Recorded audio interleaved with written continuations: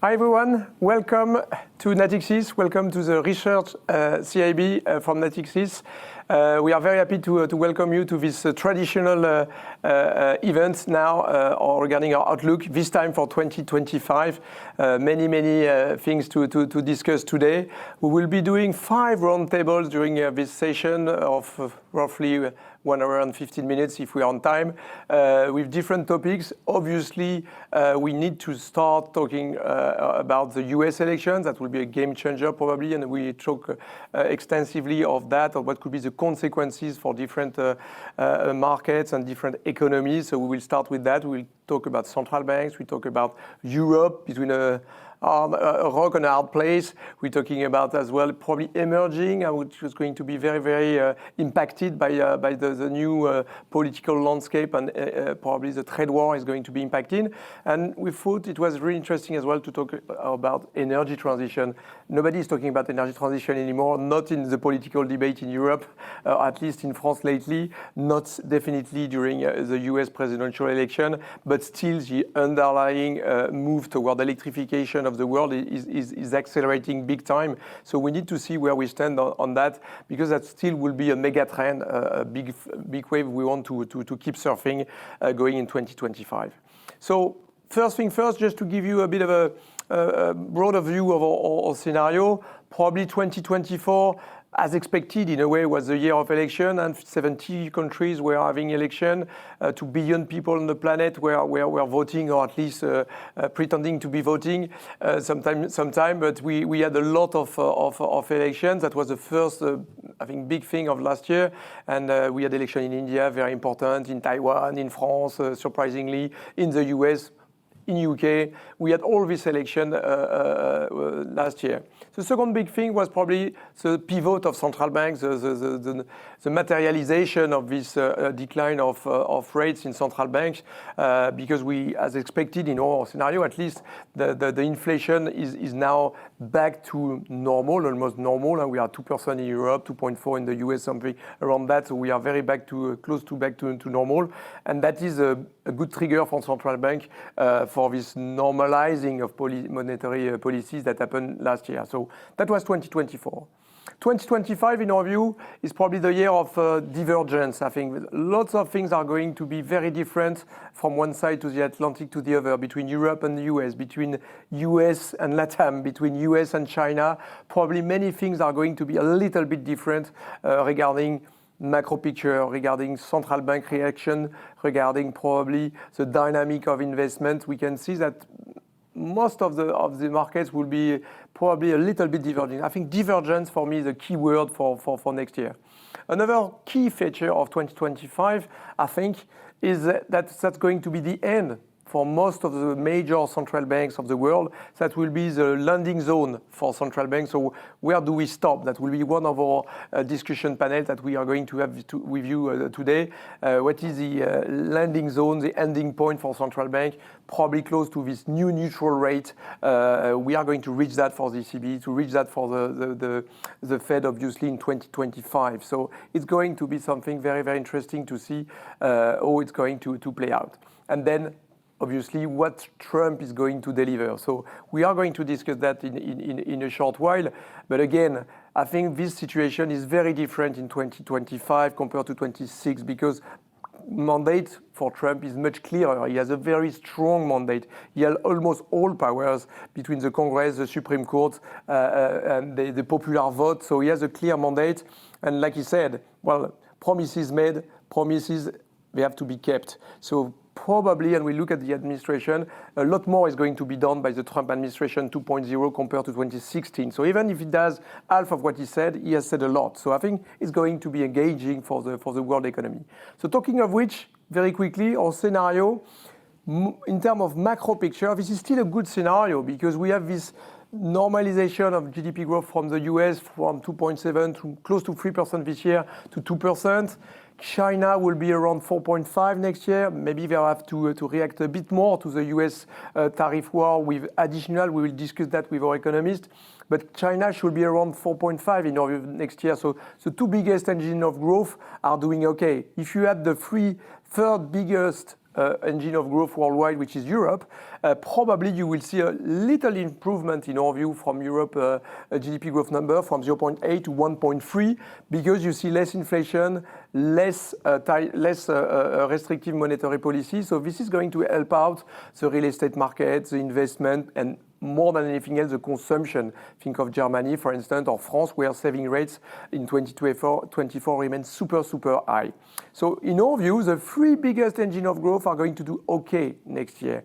Inflation, I think, is going to still to keep behaving into 2025. So it's why we are going to see monetary policy back to much more or much less restrictive territory, maybe accommodative stance. I'm thinking of Europe, maybe, but at least we are going to get towards neutral rates.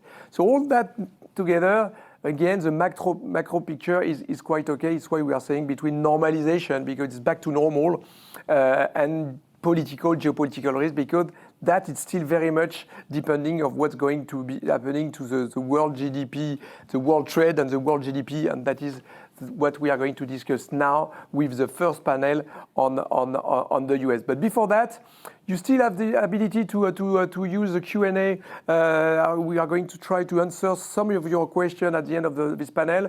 If not, we are going to publish our email address when you can exchange, and you will get the publication after that in a couple of days with much more information that you will get today. But still, I think do not hesitate to exchange some questions. The first thing first, we move to the first panel, which is around US, because that's probably the big thing of 2025, what Trump is actually going to deliver, what promises he's going to keep.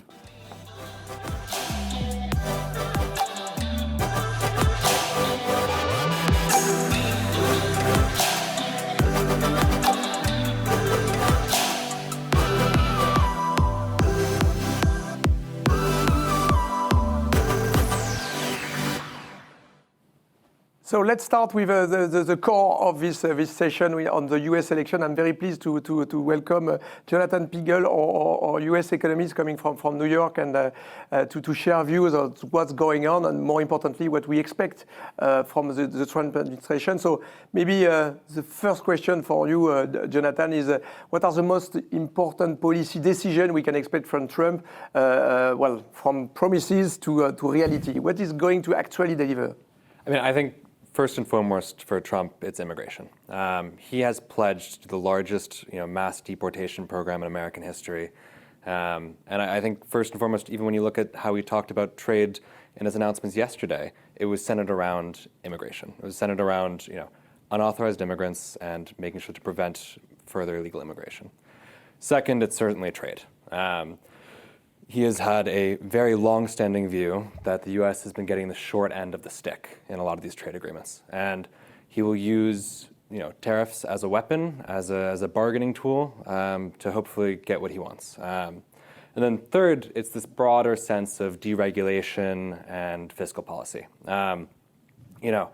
The largest thing that most people look at the first administration is the Tax Cuts and Jobs Act. It was a foundational piece for him, and with that expiring in 2025, the extension of that and how many further tax policies that could happen there are really on the drawing board for him. And if we are going a little bit deeper on what is making all these headlines and noises, again this morning regarding Mexico 25 tariffs or Canada, and starting point for 10 additional tariff for 10% percentage point for China. Let's look at the tariff. What's the potential effect on this tariff on the economy in the US, but not only, maybe more generally? I mean, I think we need to start with the fact that there's usually a decent difference between what Trump has said and what he actually ends up doing. Throughout his campaign, he's promised 10-20% broad tariffs around the world on all imports, and 60% on China. In some ways, this 25% thing that we saw yesterday was not that bad, because the 10% additional on China looked like he was almost taking a step back from what he had been saying earlier. But then everyone's also freaking out over what happens if you actually do put 25% on Canada, on Mexico?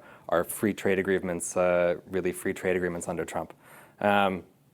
Taking a broader picture on this 20% broad, 60% China scenario, there's a chance that if that actually got fully implemented, and it's hard to say where the line ends up being drawn for Trump, but on this upper risk scenario, you could see an increase in U.S. inflation of a bump of 3% on that scenario. For us, however, we think that the impacts will be significantly more muted. Our baseline scenario involves about a doubling of effective tariffs on China, which we took a step towards in what we were hearing this morning or yesterday, and a doubling of effective tariffs around the world, but on a world trade-weighted scale that ends up not being too much.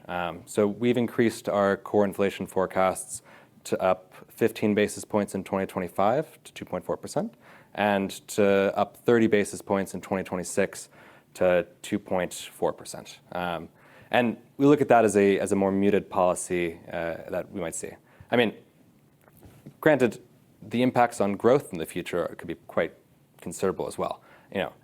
Tariffs in the short term have a little bit less of an impact, but over the longer term, you look at cumulative impact over 7 years, you could be talking about a few percentage points of GDP cumulatively. And we're looking at who's Treasury Secretary, people looking at Scott Bessent, and I think market took a more positive signal from that. But you do have very influential voices in the Trump administration that are still very pro-tariff, very being used this way. And as more nominations get shown, we'll end up seeing what the overall trade policy will be. Thank you. And I was having this note from our chief economist for America, Benito Berber, saying that 50% of the fruits consumed in the US are coming from Mexico. So if you put a 25% tariff, obviously you will get some higher prices for these fruits, unless you can produce everything out of the US soil. But no, in the same way, I was in Toronto the other day, and you cross the border from the U.S. and there's a Ford plant on one side, and there's also a Ford automotive plant on the other side. The intertwines between these economies are incredibly strong, and to put the tariffs like that and go away from USMCA and other things could be devastating. You mentioned as well the first communication steps by Trump were regarding this mass deportation. What could be how feasible is that, and what could be the impact again on growth or inflation in the US? I think largely the claims of what he's hoping to do are infeasible. If you're talking 7, 15, those are very hard to do. One, you need to have a lot of things going well in the federal government, and then also large cooperation with state and local government, police officials for that to end up happening. What you can do, and what has already happened under the Biden administration, is to restrict access to the border a bit further. You can curb illegal immigration as well, and these are all worries under current Trump or the second Trump administration. What's likely here, and the kind of unfortunate part, is a lot of the growth that the U.S. has had over the past couple of years, specifically, let's say pre-April, can be attributed arguably to this huge surge in labor force that we've seen through immigration, illegal and legal. And that is allowed to kind of compensate for a lack of low-paying services jobs, help ease inflation pressures and wages there, and really contribute to personal consumption growth. The CBO had large estimates for how that was really pushing the U.S. economy. And for the opposite of that to happen, for our labor force to be in some ways possibly even go towards stagnation or something in some of these worst case scenarios, or shrinking under, if you really get to deport all those people, there's a significant negative impact on wages, on growth, and that channel towards inflation is probably in the longer term, but it is definitely the riskiest part of our kind of outlook at the moment. So hearing from you, see if you talk about immigration or tariff, both are tilted towards more inflation. So yes. How the Fed is going to react to that in your view and in our central scenario?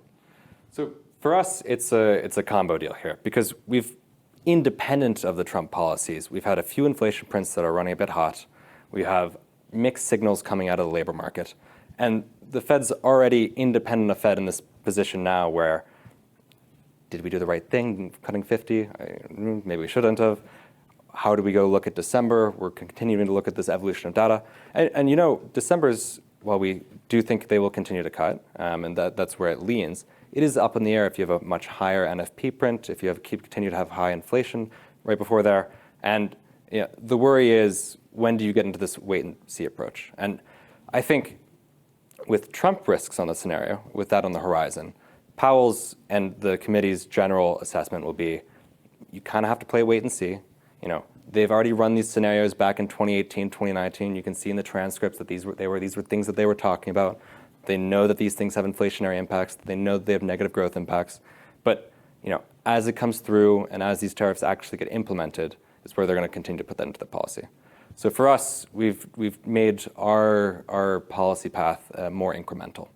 We have the cut in December, and then we have quarterly cuts through 2025, ending 2025 at 3.5% as the upper bound. So from 3% previously, so we had up a bit of a, okay, half a point. Increase.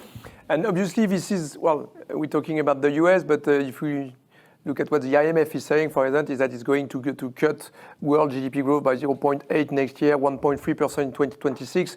I don't know if it's too pessimistic or not, but definitely this is a challenge for the most open economies. And then I'm turning to our economist, senior economist from Asia, Trinh Nguyen. She is coming from Asia yesterday for this event. I'm very glad to get you here on board. So Trinh, what could be the impact on China of everything just said by Jonathan? If President Trump actually imposed tariffs on China, and that would hurt its effort to try to export deflation abroad. China is undergoing weak domestic demand. And one of the key bright spots that China has to export this very weak domestic demand, as you can see, it results in deflation and low CPI, is to export to the rest of the world. And so this would hurt China at a very weak cyclical moment in its economic cycle. Now, the good news is that China's exposure to the US has declined quite substantially. It's only now 2.8% of GDP export to the US, a 0.7 decline since 2017. Now, so if we were to totally evaporate that, that would be a 2.8% hit. But that's very unlikely, right? We can look at, depends on different assumptions of tariffs pass through, elasticity of demand. We can look at a quarter or half of it reduced. So minimum maybe 0.7, maximum 1.4. And obviously that doesn't include the indirect impact of impact on sentiment, on consumption and investment, because as you know, manufacturing is huge. It's 26% of GDP. Though last time, in a way, China did not react that much to the tariff of Trump, but this time we are talking not of 4-5% of tariff, we are talking about 60% tariff. What could be the retaliation from China to this kind of a trade war triggered by Trump? Well, in a way, one can say that China has lived with this for a long time. We forget that in September, end of September, tariffs on EV were raised to 100%. Many items that were during phase 2 deals actually raised substantially, including medical gloves and syringes and so on and so forth. So the situation hasn't changed in terms of hawkishness, and what it has done several ways. In the short term, depreciation of the yuan, lowering interest rates. The depreciation of the yuan is basically sheltering it through the current account, absorbing the shocks, not only vis-a-vis price competitiveness with the US, but also to the rest of the world, right? It is managed through that, export more to the EU, to Asia, to LATAM, and so on and so forth. So actually, exports, as I said, remain a key bright spot. Now, I think this is a very different environment because more protectionism or sheltering of their own account in the EU and elsewhere is erecting at the same time. So being able to do through yuan may not be enough. So what can it do? And it's done it before, which is targeted lending to support sectors targeted, and maybe even beyond monetary policy, fiscal policy. I think fiscal policy will be looser, but likely to be in a lesser role than monetary policy. Another thing that China can do, of course, is, as it did in the past, expand its access to the markets of the rest of the world, right? Through, you can see that already these BRICS conferences and so on and so forth, RCEP. And so it's trying to hedge and create an alternative to its number one market, even it has diminished substantially. But fundamentally, we think monetary policy is the way to go. The yuan will likely have to absorb the shock. But don't expect the PBOC to let the yuan depreciate significantly. If you've seen what happened recently, is that they want to manage the depreciation. They're okay with some depreciation, but they don't want it to be so excessive. Thank you very much, Trinh. So many things can do China, but more to buffer the shock and to do a policy mix, to do probably something on one and to target some sectors. Very interesting. Maybe moving to you, Eric Benoit. Eric Benoit is our specialist on IT subject within Natixis research team. Eric, we see that Trump has a little bit of a we don't know yet exactly what will be the policies of Trump regarding tech, because it was very, very against big tech, and now we see Elon Musk a bit like an acting vice president. So what is the impact of Trump government expected for the tech? Well, that's for sure. There's a lot of enthusiasm in business circles, in tech circles in America right now. The first keywords I would say is the regulation, really. That has certainly helped Bitcoin and all crypto-related stocks go much, much higher. I don't know if that's really that important for investors in the wider technology ecosystem. What is more interesting, I think, is what Trump said about repelling recent Biden's executive orders on artificial intelligence. In October 23, Biden made this executive order, which is talking about general principles such as AI alignment, such as ethics, such as safety. It's very general. It hasn't had time to have much of an impact. It hasn't had time to translate into, I would say, a formal oversight framework such as the one we implemented here in Europe. So really, for a lot of startup companies, I would say that these guys are going to be very relieved, because they can continue to focus on their roadmaps without being submerged by red tapes, unnecessary red tapes all the time. And the message from Trump here is really, well, for the next 4 years, we just have basically business as usual. And what about the valuation of tech? Because we've seen this never ever before we have seen such a concentration of value in so little number of stocks, the seven magnificent, even in worldwide under the control of Florent Pochon. But MSCI World is probably close to 70% of US stocks, and all of that is very, very much tech companies. So what about the valuation, which is a little bit sky is the limit? Yeah, it's true that if you take the first 8 big companies, you have 49% of the Nasdaq right now, so it's massive. There's a little bit of everything in Trump policies. Some are going to be positive. I think deregulation somehow is going to help with innovation. You got things like tariffs, as you just mentioned. That's not good for the semiconductor industry, not at all, for the digital infrastructure supply chain, which is very globalized. So in terms of valuation, I can't really see the overall Trump effect really push valuations much higher from where they are right now. Keep in mind that they are actually extremely high already compared to where they were historically. In 2016, we had PE ratios of around 16, 17. Today, they're like 10 points higher than this. So we're already very high. And this at a time when perhaps Fed trajectory is maybe moving a little slower than we thought, and interest rates are maybe not as favorable as they were a few weeks ago. So no, that's not going to help at all. I think tech investors are really going to be focusing mostly on very, very fundamental questions. I think the questions of CapEx is essential here. The 7 magnificent are investing something like $65 billion per quarter at the moment on their digital infrastructure, which is massive. Do we get the return on investment that we expect on this? That's not a given at the moment. There's a lot of question there. And then another question is very much about the technology itself. Have we reached some kind of plateau in terms of performance, in terms of those artificial intelligence products? In which case, why are we investing billions and billions of dollars in these products if they are not really performing better every time? Investors are certainly asking those questions at the moment.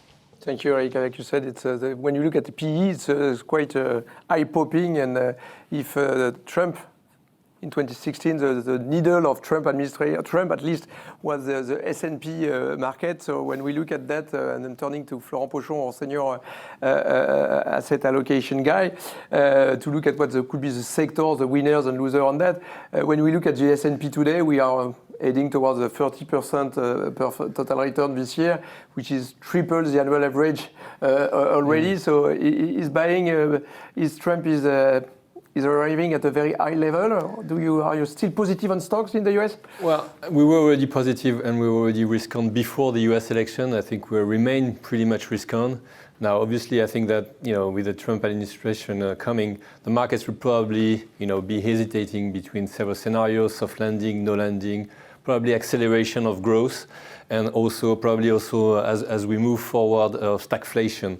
And of course, on top of that, there will be much more extra uncertainty and tail risk. So I think the key takeaways for asset allocation next year would be, first, reduce US bond duration risk. I think this is key because we mentioned growth, but less recession risk, more inflation risk, more fiscal risk also means that we'll have more bond risk premium, less normalization by the Fed, and less normalization also of the equity bond correlation. So this is really important.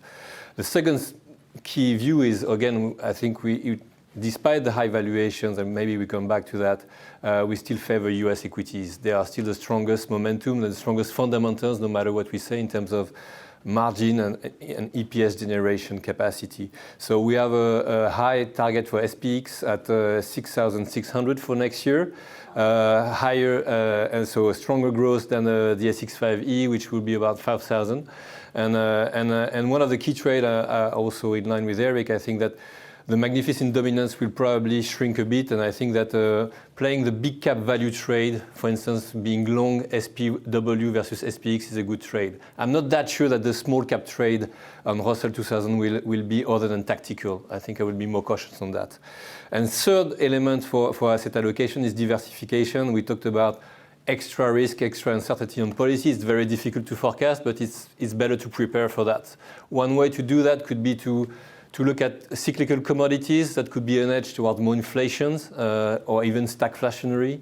The other one is for uncertainty and macro policy risk, so it could be gold. And then there's also the fiscal risk with interest rate risk, and here you should look at alternative strategies and more even options to diversify your portfolio. Thank you, Florence. Thank you, Trin, and thank you, gentlemen. That ends up our first roundtable regarding the US. And now we are going to see what could be the consequences for Europe. There is some question regarding Europe, what could be the impact on Europe. We are going to see that in the next roundtable. Thank you.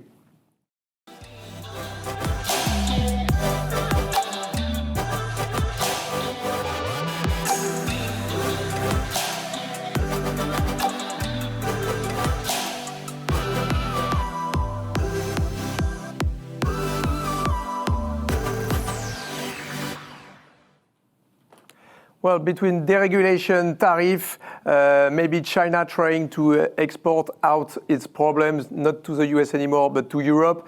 Clearly, Europe is probably between a rock and a hard place. So maybe starting with Dirk Schumacher, or Chief Economist for Europe, what could be the impact? Because we're talking a lot after Draghi reports about the ability of Europe to keep pace with the US and with China, because the energy is cheaper in the US as long as we are using carbon energy. We see some deregulation push probably from Trump. So what could be the reaction to that from the European side? Well, certainly what Trump is going to do is deregulate, and I think Europe could use some of that. We'll see whether we can get it. We could use some tax cuts. We'll see whether we get that. Because there are a couple of countries which can't afford it, but there are other countries like Germany who clearly could afford it. So a dose of Trump bit wouldn't hurt, if you will, but at the same time, there are obviously risks associated with Trump is doing for Europe. Tariffs come to mind. And I guess it would be important that Europe reacts to these tariffs by making clear that we'll respond, we'll do something to inflict some pain, if you will, to the extent it's possible in the US. So a common voice on all that would be important part of a response to Trump. Yeah, Europe is still 450 million consumers. We talk a lot about this problem of Europe having to import almost half of its LNG from the US, but it means that half of the exportations for the US are going to Europe. So this is a bit of a bargaining power that we tend to forget in Europe. Maybe to stay with you, Dirk, we talk about the sick man of Europe regarding not Greece anymore, but a bit regarding not France only, but as well regarding Germany. So what's going on in Germany? What could we expect from this new election, snap election in February, and the reaction of the German political landscape to this new challenge of strategic autonomy in a way?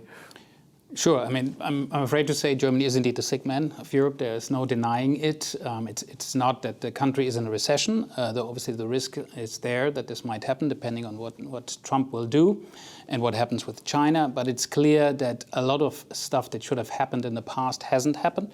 So the new government will clearly have cut its work out. Again, supply-side reforms are needed. The social security system, I guess, needs to be cut back. Again, tax cuts are needed, labor costs are pretty high, and I'm afraid when it comes to the energy transition, it needs to be recalibrated as well. It's very expensive the way it's initiated now. We should do that in a better, more efficient way. Not denying that carbon-free emissions and all that is needed at some point, i.e. 25, but we should do that clearly better. Any chance to get rid of the golden rule in the US, in the Germany, sorry, for the deficit? Yeah, I think so. I mean, that's a complicated question to answer simply because there's a lot of politics involved. But I think there's a broad consensus that the so-called debt brake, the way it's set up, is too strict, that Germany is not using all the fiscal space it has to address these many structural issues it faces. And some kind of reform, and that may simply be setting aside a big chunk of money, 100 billion, to invest in infrastructure is likely to come, would be my guess. So you're thinking that Germany is the sick man of Europe. In France, we definitely think that France is the sick man of Europe, rightly or wrong. Adrien Camat, our economist for France, very glad to have you here. So what we're asking Germany to spend a little bit more, but we want France to spend less. Is it something which is going to happen in 2025? First, the European Commission activated the excessive deficit procedure against France and also against 6 other European countries. It should be noticed that this procedure has been discontinued since 2020 and the COVID crisis. So is it serious for France? I would say yes. The French public deficit will be twice as high as the maximum allowed by the European rules for this year, and this comes after 2 massive fiscal slippage in 23 and 24. So public deficit will be higher than 6% this year. So France has no other options than consolidate. According to our estimations, the French public debt will be on an upward trend until at least 2029, and the French public debt will reach 120%. So the path for stabilizing French public debt remains very challenging for the government. Remaining in Europe, maybe back to you, Dirk. So we're talking in Germany, France. If you look at that picture, it's a little bit so-so. Again, the number for France GDP growth next year, maybe? 0.9% we expect, after 1.1 this year. And for Germany? Well, 0.8. Okay, so we are better in Germany next year than this year, a little bit less so for France. But there are some countries which are doing very well in Europe. I'm thinking of Spain, for instance, Dirk? Definitely, that's the shining star at this point. We forecast growth of more than 2% next year. Spain had obviously a bit of good luck in the sense that it's not very dependent on China. It obviously doesn't have any fiscal issues. That's not luck, but that's actually good governance, if you will. The rebound in tourism, which Spain benefited a lot of, obviously helped quite a bit. It didn't have any energy shock to digest like Germany. So it's in a good place, and we expect it to stay there. Very interesting for French people that you can live without a budget for 2 years and having 3% GDP growth still. So lessons to be taken from here. Moving to you, Théophile Legrand, or strategies on rates and European rates especially. So regarding what Adrien said regarding and Dirk regarding the macro picture, what we have seen of late is a massive shift regarding swap spreads because Germany is becoming we expect Germany to spend a bit more. So is it a massive change to be expected regarding the swap spread? So yes, so swap spread have been a huge topic for this and for this year end, as we have seen that at least almost all the German curve is now trading above the swap curve, so which is quite surprising, and we have not seen this since a lot. I mean, before QE of the central bank, the ECB central bank. So we expect, of course, this tighter swap spread trend to remain for next year. Of course, we have some target around minus 20 BPs for the 10-year bond, with the idea that Germany is likely to spend more with some possible reform of the debt brake. Of course, the QT quantitative tightening is likely to increase with a major impact of the bond curve, and also the excess liquidity should continue to decrease by around 500 billion next year. So of course we remain a bit for tighter swap next year. On the short end of the curve, so for the Schatz, I think the massive move have already been placed, and we see around the Schatz swap spread around around 0 BP for next year, as the normalisation of the repo market has been already taken place for this quarter. What about sovereign spreads in this context? For sovereign spreads, so this year was a bit also surprising at the idea that on the 10-year BTP bond, we had year-to-date minus 40 BPs this year versus plus 40 BPs for the OIT bond on the 10-year maturity. So the political risk for market, but also in general for the economy, has shifted from Italy to France. So that's quite a new into the market, and we expect the political premium in France to stay next year, as we expect the market to speculate a bit more about a new snap election by June of next year. So we see that the OAT bond 10 years per should widen around 80 BPs by June, with the idea that some speculation for snap elections. And we expect then a tightening around 65 BPs for the OIT bond next year, with the idea that France will try to consolidate and send some signals to the market. Regarding, and then to finish for Italy, of course, the resilience of the peripheral economy are still valid. So we see some positive growth for Spain and Italy, and we expect the market to stay to have a certain stability, with foreign investors to come into peripheral bonds. They are very attractive. So for next year, BTP bond 10-year spread target, we have 110 BP, so which is tighter than this current level. Thank you, Théophile. So turning to you, Thibaut Cuillère, our head of sector research and our credit strategist as well. Thibaut, what could be the impact when we look at credit of this compression of swap spread we were just mentioning with Théophile?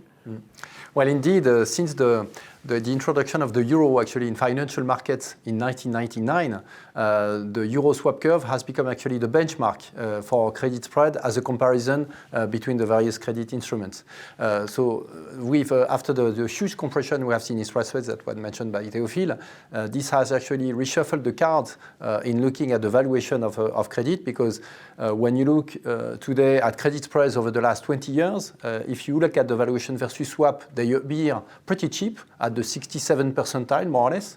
But if you look at them versus govies, they appear only around 35%. So actually they appear pretty tight versus govies. So what we see actually is that the tighter the spreads, the higher the elasticity to swap spreads. So basically it's a 0.4 time sensitivity for covered bonds to swap spreads, 0.2 for corporates, and around 0.3 times for the senior preferred bank debt, for instance. So you mentioned different segment of the credit market. Any sense, flavor of your credit allocation for 2025? So for sure, swap spreads will again have a big impact on the credit allocation for 2025, as it was mentioned by Théophile, if we think about another 20 basis points of compression. So as a result of the fact that banks, covered bonds and bank senior preferred are much more sensitive to swap spreads than our corporates, that will be one of the factors to integrate. Second thing is that corporates have actually widened by 20 basis points versus swap this year, while bank senior preferred debt actually tightened slightly. So the valuation is in favor of corporates, less sensitive to swap spreads. So as a result, we are overweight in corporates versus financials next year.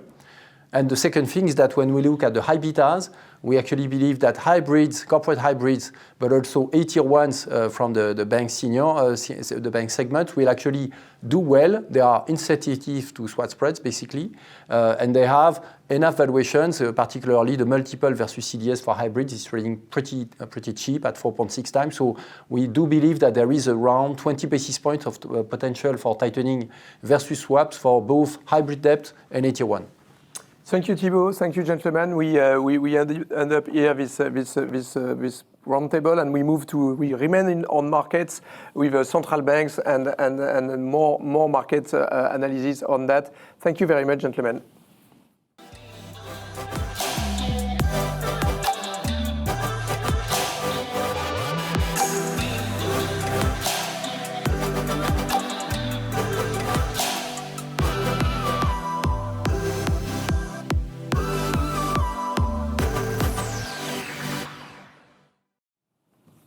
Thank you for staying with us. We are going now to discuss central banks in this context, a very challenging environment, both on the macro side, like we said, but more importantly regarding what could be the dynamic of world trade on the impact of tariff on inflation, etc., etc. Maybe we can start with you, Dirk, again, staying with us. What do we expect from the ECB in this context we just mentioned regarding Europe between this rock and a hard place? Well, we expect the ECB to cut 25 basis points each of the following meeting until the deposit rate reaches 2% by June next year, which we see as the terminal rate and very close to the neutral rate. The ECB is in a difficult situation. Simply, on the one hand, it has a very sticky services price inflation, which is a problem because it needs to go down quite a bit from here onwards.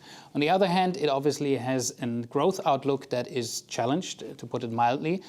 Growth is still there, but if you look at the latest data, there is an downside risk to that outlook. Moreover, what Trump will do will obviously impact Europe one way or the other. So it's an uncertain environment, nothing new, if you will, for a central bank, but maybe particularly uncertain. And that's why we think a step-by-step approach, a sequential cut, then seeing what the data tell us is the right approach, and 2% is then probably where they will stop. Significant probability of having a 50 basis point cut in December. We don't believe in that? No, I think for that hard data we get would need to be really bad. There would be clear evidence that the euro area is now sliding into recession. We don't think that will be the case. So that's why we think 25 is quite a bit more likely than a 50 basis point cut. Thank you, Dirk. Same question for you, Sylvia Hubbard, or economist on UK. What could be the monetary policy steps by the Bank of England? So this year we had only 2 rate cuts, and we expect status quo in December. The Bank of England communication suggests preference for gradual rate cuts. Wage growth has been slowing, but is still perceived as stuck at the levels too high for the central bank. In addition, for the next year, the Bank of England revised its growth and inflation forecast higher following the budget announcement. So more looser fiscal policy next year will imply more restrictive monetary policy. So overall, we expect 4 rate cuts next year at every second meeting. And what will be the end game for the Bank of England? Where does it stop? Yeah, the bank rate will reach its terminal rate only in 2026, when the fiscal impulse will turn negative, more likely at the end of, at 2.5 at the end of 2026. Thank you, Sylvia. So, like I said in the introduction, the bulk of central banks probably will end up their monetary cycle, your cut next year, but Bank of England probably will continue in 2026. Thank you very much, Sylvia. Moving to you, Benoît Gérard is our senior strategist on rates globally, and what is the current pricing of the market and compared to what Dirk was mentioning regarding our own scenario? The pricing is a bit more gloomy for the euro area, and I think some of this pricing will remain in next year. The market still expects the ECB going below neutral in 2025, around 175. That's what we see in the OIS curve. We had to reflect this, obviously, in our forecast for next year. So that's why we see the Bunds around 185 as an equilibrium value, and the Bund, the longer end of the curve, there's a consideration around the neutral rate, but there's also this consideration around the term premium, which is we expect it to rebuild progressively because of increased issuance, and that's what the market's going to discount progressively, as Germany will probably have to act a bit more forcefully on the budget front. 2024 was the year of the bull steepening, as usual, when central banks are cutting rates. But you were mentioning term premium, which is going to be probably the name of the game going forward with all this spree of public spending. We'll see that we have seen that with the US, but as Adrien was mentioning, for France and major economies are doing the same. We need to spend more on military spending, on green transition, on everything. So basically, we need to have more supply, and that is going to I guess, imply a higher term premium. So how do we play this thing in terms of curves? Maybe the most obvious one is steepening trades. The carry on this position is not too expensive, so we can still play the steepeners in 2025, especially on the US, where the supply is going to be particularly heavy because of redemptions, around $2 trillion to repay for the US Treasury, and then the additional budgetary deficit, we have to be funded. You are in the vicinity of $5.5 trillion gross supply for the US Treasury. It's a massive amount of treasuries to digest, and that should have an impact on the 10-year for the US. Divergence is a key word for me. Do you expect difference of move between a yield curve in the US compared to Europe? Yes, probably the US yield curve will be steeper than the Bund curve, yes, going forward. Interestingly. So that would have an impact on the next thing we wanted to discuss with you regarding the real estate market. And usually we know that when central banks or when rates are going up, real estate prices are going down. Which was definitely another proof of that all over the world, and especially in Europe last year. Now banks are going down. Is it the end of the tunnel for real estate market? Thierry Cherel, or expert on that matter? Yeah, thank you, Jean-François. Yes, indeed. 2024 was the year of the trough reached in the first quarter 2024. Just as a reminder, from the peak in Q2 2022 to the trough, we've lost 20% of prime capital values on the European commercial real estate. And in terms of investment volume, it's a drop of 61%. So very, very important. Indeed, the yield has been, the interest rate hike directly impacted the yield of property values. Now we've seen a start of the recovery with the latest data on Q3 2024, it's a rise of 2% in prime capital values, and investment volumes have risen on a 12-month rolling basis, 4.5%. So we look 2025 relatively positively, and we think the recovery will be gradual for most sectors. And talking about sectors, what is your recommendation regarding sectors going into next year? Yeah, our recommendation, except I would say the usual suspects of logistics and residential with solid fundamentals, we think that office and healthcare property sectors could recover or let's say regain appeal from an investor's perspective. And also we are still positive on data centers, which is tech-driven and also very attractive for real estate investors and developers. Thank you, Thierry. That's wrap up our session on central banks and markets. So thank you very much, Sylvia, and thank you very much, guys. We move to the next topic on emerging market. Thank you.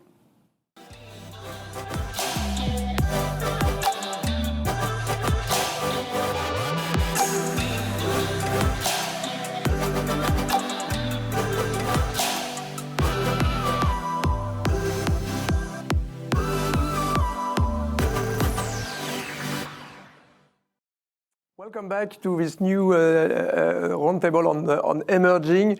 That's something that we are looking at deeply within Natixis. Clearly, when we have a trade war, this is no good for world trade. And when it's not good for world trade, usually it's not good for emerging. And when you have a rising dollar and rising rates in the US, this is not good for emerging. So we were talking about Europe between a rock and a hard place. Is it the case for emerging? That's a question I want to ask you. Maybe first with you, Trine, back with us on Asia, because we had all this benefits in a way from I'm thinking of Southeast Asia or India of de-risking out of China. But now Trump comes on top of that. How is going to play out for Asia? Well, it really depends on whether or not he imposes tariffs on the rest of the world, particularly targeting the likes of Vietnam, who has been a huge recipient of flows, diversifying, right? So I think if you were to look at if that were to happen, I think Vietnam obviously would be the hugest hit. So it could be a victim of its own success. As you know, that Southeast Asia has received more FDI than China. And we think that's a trend that will happen unless there's tariffs on the rest of the world, which he thinks is very unlikely. And the reason for that is that everyone needs to diversify, not just the West of these tariffs, but also especially the Chinese, right? So we have huge deployment of FDI from China into the rest of the world, but particularly where it's more recipients. So we're quite constructive on Southeast Asia's growth. It's done really well this year. It actually has accelerated a lot because of the export upturn, semiconductor upturn. Most people don't know that actually countries like Malaysia is a huge exporter of chips, and AI data center has all been very, very supportive for Southeast Asia. Of course, we should not forget that the Fed is going to cut rates. So if he's right, then it's going to be very constructive for these countries as well, because they will have room to cut. The question is how big, not whether they will. So on the portfolio flows, we're quite constructive, assuming that we don't have significant deportation that will lead to inflationary pressures in Asia. But generally, I think Southeast Asia is a great place to go. India continues to be a strong story, even if it's decelerating, still amongst the fastest growing story in the world and Asia. Talking of which, is India the new China? We see all these flows getting out of China, if I characterize things a bit, and going into India. Is this something which is true, that India could be the new China, or is it a little bit, overplayed? Well, if you talk about manufacturing, it'll take a while for India to get there. But if you don't like the China debt demographic decoupling narrative, which is true, it's getting worse in terms of risk, then India is the opposite, right? Debt levels for corporates are rather low, demographic trends are very favorable, and of course the decoupling is a geopolitical tailwind, right, for India. Now, Modi government has also been quite supportive, and investors really like India, and that's why you see very, very high valuation for equity, and if you look at portfolio flows, it's been significantly strong, not just on equity, but also not just on equity, but also bonds. On the FDI side, it lags. However, it's really the Southeast Asia that is increasingly more the new China for manufacturing, right? And as I mentioned, not just the West, but the Chinese themselves that are deploying. In 2017, it's only 5% of total FDI. Today, it is 17%. So China is de-risking itself in a way. So okay. Thank you very much, Trinh. Maybe we move back to you, Jonathan, on LATAM, because again we have seen that the first step taken by Trump yesterday was regarding tariffs on Mexico and Canada. So talking about LATAM, what could be the impact on LATAM economies, you think? So I mean, if we're broadly taking this as an impending supply shock coming from tariffs implemented on U.S. imports, the story is not a particularly positive one, separate from how the region might be doing separately. As the Trump impact goes, as we saw yesterday in the headlines of everyone this morning, Mexico's in the sights. I think it'll prove much harder than it seems going into the papers, right? The trade, between the U.S. and Mexico, between U.S. and Canada, is so intertwined that it would be very hard to decouple fully. And it might end up in the case that Mexico has a bit more on the negotiating table than it is. I mean, however, you're looking at a country where 4/5 of your exports go to the U.S., where 50%, you mentioned this earlier, of the fruit imported by the U.S. is from Mexico. 15 to 20% of the cars produced for the U.S. are coming from Mexico. These are really strong ties, and significant tariffs would be a mess. You look at a country that's more isolated, like Argentina, and maybe you can find someone that's less hurt by the impact. Javier Milei is a staunch Trump supporter. You have ties with a more right-leaning government in a region of more left-leaning governments, and it's possible that the U.S. might be able to help out with a more favorable IMF deal out of that sort of thing. But if you're looking at this backdrop of trade war, global growth kind of suffers, and from that you might have commodity price declines. You have commodity exporting countries such as Brazil, Chile, Peru that would suffer from that. Thank you very much, Jonathan. Now, turning to Ina Mufteva, or economist for EMEA and emerging Europe, because we talk about core Europe in a way, but we tend to forget that Europe is doing very, very well on its e-sport. I'm thinking of a country like Poland, for instance. What could be the impact of all these Trumponomics we were discussing today on emerging Europe? Well, despite some success stories, we think that there will be still more losers rather than winning in this region. That said, the direct impact from be it from the financial markets, from the trade flows, is rather limited.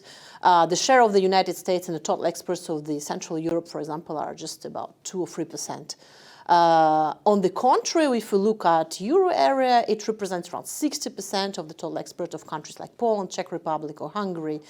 And it's basically by this channel that these countries will be indirectly impacted. And in fact, half of this 60%, so basically 30% of the total exports of Central Europe, are going to Germany. Mainly, it's enterprise flows within the supply chains of the car makers. So this is something to look at.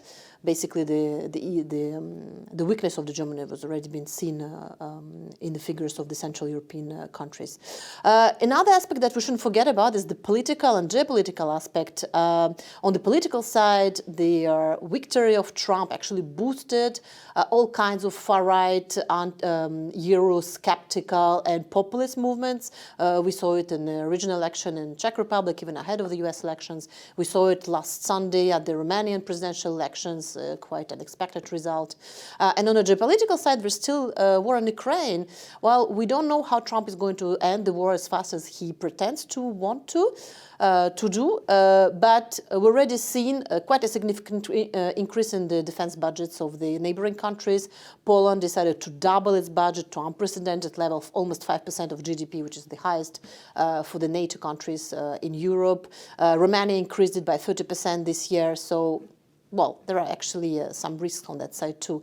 Another region in the EMEA zone that's worth looking from the point of view of geopolitical risk is obviously the Middle East, with its own conflict, with its own uncertainties about how the US will deal with Israel, would they put more pressure on Iran as Trump actually was promising, and finally, would the domestic energy policy of Trump administration weigh on the oil markets, which will definitely have its strong impact on basically all the countries of the region and especially on the GCCs. Thank you, Ina. And next year we have an interesting election, which is Belarus as well. We'll see that how it plays out. And do not forget as well, maybe Africa. I always have that in mind, that Africa is 3 times the size of China and 10 times the size of India, with 30% of critical metals of the world there. So I guess when we are going to see alternative to trade with US or Europe, if everybody is closing a little bit its borders, I guess LATAM or Africa will get a new playground for the big players worldwide. That will be very interesting to see how it plays out.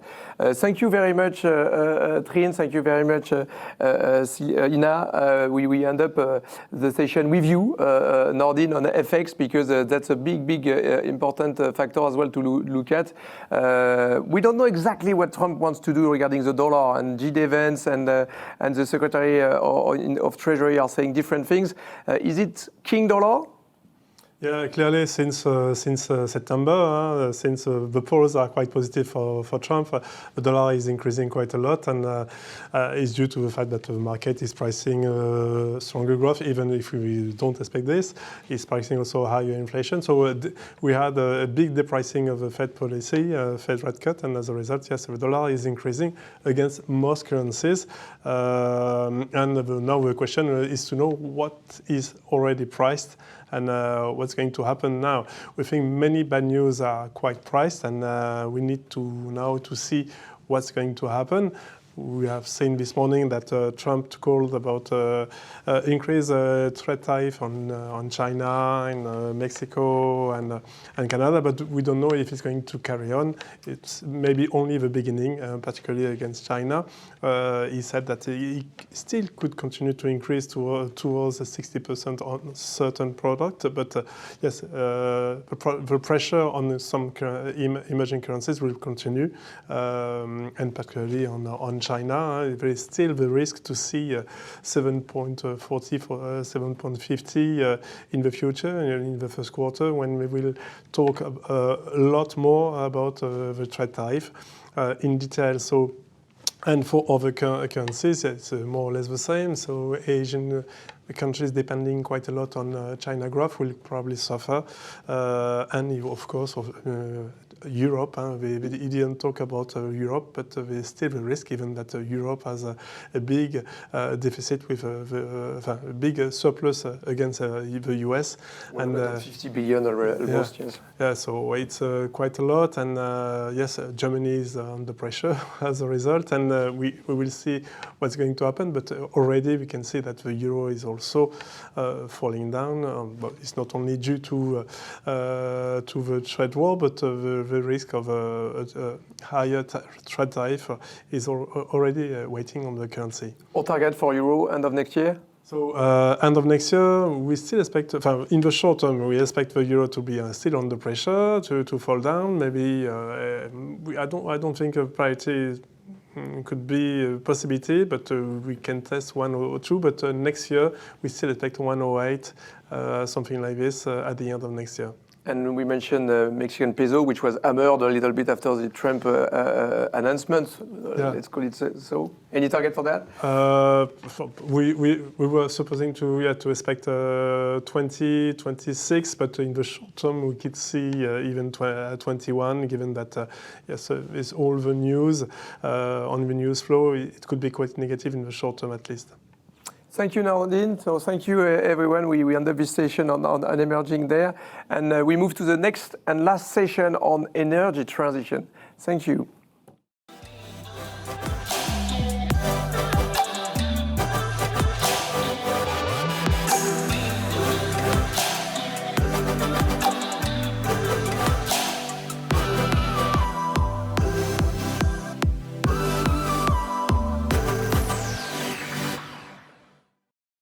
Last but not least, the energy transition. I think that's going to be a center stage regarding Trump announcement and drill baby drill. He wants to do many things on energy, more carbonized energy than electrical energy, but still we see that the world is electrifying itself massively. For every dollar invested in oil, gas, and coal today, you have $2 invested in renewables worldwide. So this is a massive acceleration of this trend that we see. But still, probably that will be a game changer for with this election, from Inflation Reduction Act to drill baby drill. So I'm starting with you, Joël Hancock, or well-known expert on oil and gas, to see what could be the impact of this idea to produce more on US soil oil. What could be the impact on prices, by the way? Yeah, no, it's a great question. So as you mentioned, big part of Trump's domestic policy agenda is to boost production in the US. So about 3 million barrels per day has been mentioned as a target. We think that's quite optimistic. We think Trump's impact could be marginal, so a bit of deregulation could speed up permitting on federal lands for drilling, offshore acreage as well. But really these kind of changes have quite a long lead time in terms of yielding additional production. And ultimately, any energy company, their main driver for incremental growth is going to be the underlying crude price, which any president really will struggle to influence on a sustainable basis. And what about gas? And we see that the consumption of gas is increasing a bit. I'm thinking of Europe, for instance, but overall, compared to last 2 years, it's down almost 20%. So what about gas prices in this context? So, I mean, in the context of Trump, we think that Trump could in fact, deregulate some of the pipeline permitting process. We've had a few dry gas basins in the US effectively constrained by a lack of available takeaway capacity. So it could have a deflationary impact on US gas. From a broader European perspective, it really depends on the mix of potentially greater ability to actually sanction and build new US LNG export projects versus the tariff angle. If, for example, LNG exports were kind of brought into that. I mean, standing back from that, from a pure fundamental basis for the European gas market, we have started on a relatively colder note when it comes to winter weather. So we have seen consumption increase on a year-on-year basis. There's some risk that we lose Ukrainian gas transit from the 1st of January as well. So that's been supporting a higher TTF price. And we think at the moment that we'll see storages exit about 42%, which is down from about 57% last year. So that should support a higher price level for the rest of this winter into the summer as well.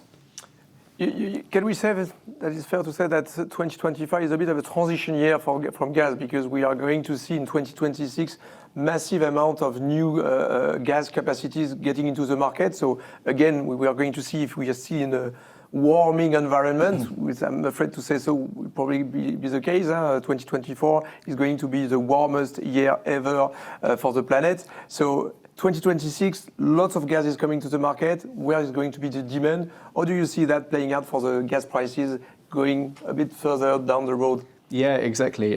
So we are currently seeing a summer 25 premium to the winter 25 price, exactly because of that trend. We do expect to see a lot more incremental LNG capacity hit the market in 2026. But what I would say is that it was expected that we'd see a big wave of capacity in 2025.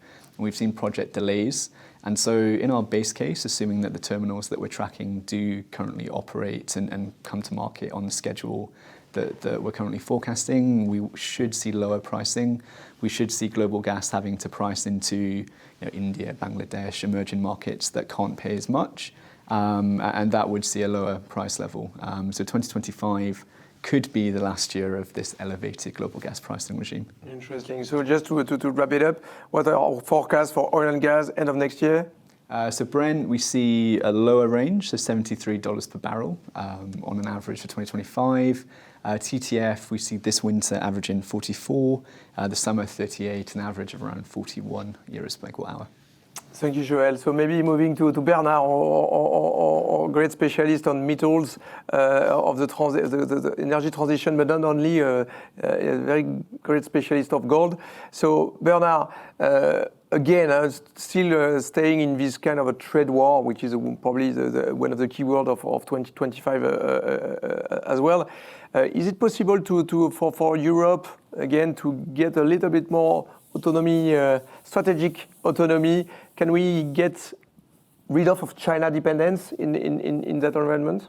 So we've tried to do it with the CRMA Act not long ago, a few years ago. So the stones, the foundation stones are starting to be put in place, but we still have a very long way to go.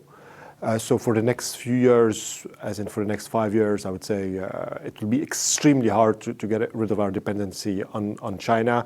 Just as and globally speaking also, just as a reminder, China's stranglehold is not as much on the mining side, but the refining side of things. So they refine around 85 to see up to 90% or even almost 100% in some items. But when it comes to battery electric materials, we're talking about lithium, nickel, manganese, and they're refining anywhere between 85 to 90% of some of those materials. Talking about materials, what are your expectations in terms of dynamic of metal prices?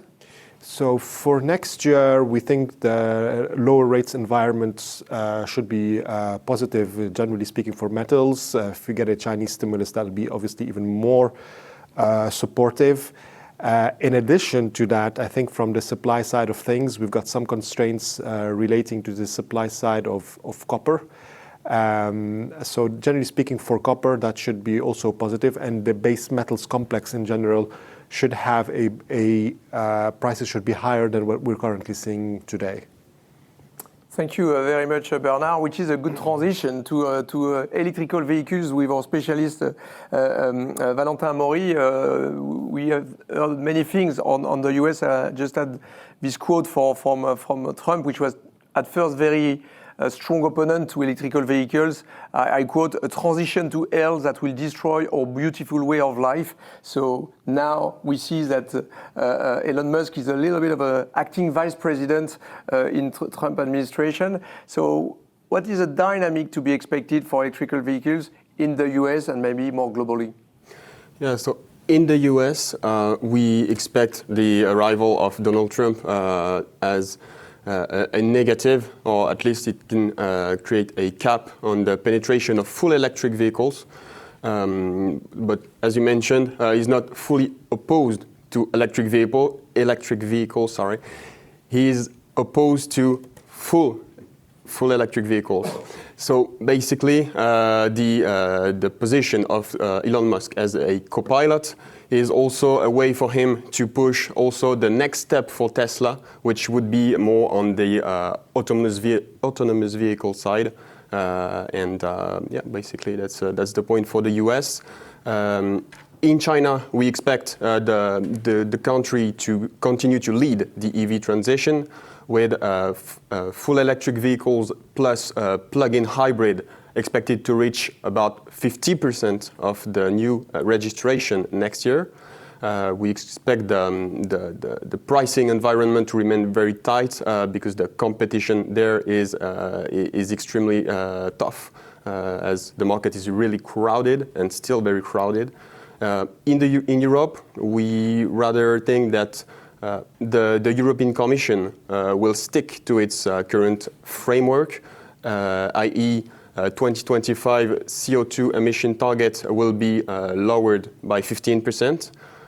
So we expect the growth of full electric cars in Europe to be pushed by the arrival in the market of cheaper cars, smaller and cheaper cars, and the lagging players are likely to have to pay this on their financial statement in 2025, either on their margins or by acquiring carbon credits, or directly by paying the fines. Worldwide, as we speak, 1 car out of 5, even more than that today, is sold as electrical.